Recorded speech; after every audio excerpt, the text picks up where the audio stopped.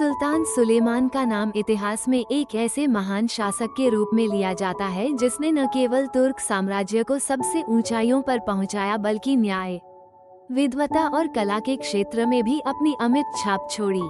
सुल्तान सुलेमान प्रथम का जन्म 6 नवंबर 1494 को हुआ था और वे उस्मानिया साम्राज्य के सबसे प्रसिद्ध और सफल शासकों में से एक बने।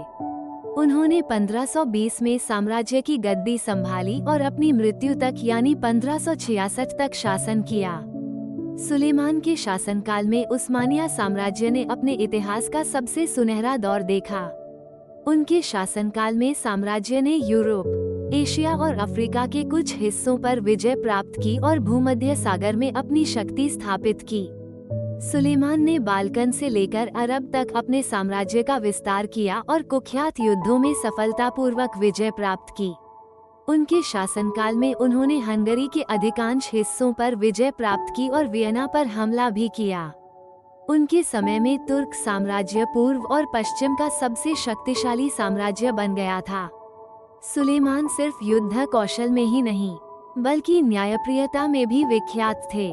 उन्होंने अपने साम्राज्य में कई महत्वपूर्ण कानून लागू किए, जिन्हें आज भी कानून सुलेमान के नाम से जाना जाता है। उन्होंने अपने न्यायिक और प्रशासनिक सुधारों के माध्यम से साम्राज्य को एक संगठित रूप दिया। उनके इन सुधारों ने उन्हें सुलेमान द लॉगिवर, कानून निर्माता, की उपाधि दिलाई। सुलेमान के शासनकाल में न्याय व्यवस्था मजबूत हुई और उनके शासन में सबको न्याय मिलने की उम्मीद बनी रही। सुलेमान के जीवन का एक प्रमुख पहलू उनकी कला, संगीत और वास्तुकला में रुचि थी। उन्होंने कई भव्य मस्जिदें, महल और भवनों का निर्माण करवाया जो आज भी इस्तांबुल की शान है। विशेष रूप से सुल्तान सुलेमान मस्जिद उनके दौर की स्थापत्य कला का एक अद्भुत नमूना है।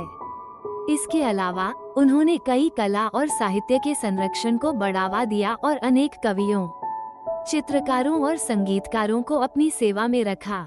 वे खुद भी एक प्रतिभाशाली कवि थे और मुहब्बी नाम से कविताएं लिखते थे।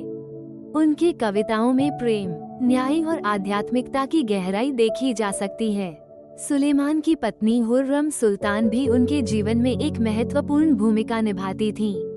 हुर्रम, जिन्हें रोसेक्साना भी कहा जाता था, एक गुलाम महिला थीं जिनसे सुल्तान ने विवाह किया और वे सुल्तान की प्रिय पत्नी बनी। हुर्रम ने न केवल सुलेमान के जीवन में बल्कि साम्राज्य की राजनीति में भी प्रभाव डाला। उनके साथ सुलेमान का प्रेम कई इतिहासकारों के लिए एक दिलचस्प विषय रहा है। हुर्रम के सुझाव और प्रभाव से सुलेमान ने अपने कई राजनीतिक निर्णय लिए जो उस्मानिया साम्राज्य की दिशा को प्रभावित करते थे। सुलेमान के जीवन का अंतिम दौर कुछ हद तक चुनौतीपूर्ण था। उनके बेटे मुस्तफा की हत्या और हुर्रम के बाद उनके बेटे सलीम द्वितीय के राज्याभिषेक को लेकर कई विवाद खड़े हुए। इन परिस्थितियों के बावजूद सुलेमान ने अपनी जिम्मेदारियों को कभी नहीं छोड़ा और 1566 में हंगरी में युद्ध के दौरान उनकी मृत्यु हो गई। सुलेमान की विरासत न केवल एक महान शासक के रूप में है बल्कि एक ऐसे व्यक्ति के रूप में भी है जिन्होंने न्याय, संस्कृति और कला को नए आयाम दिए।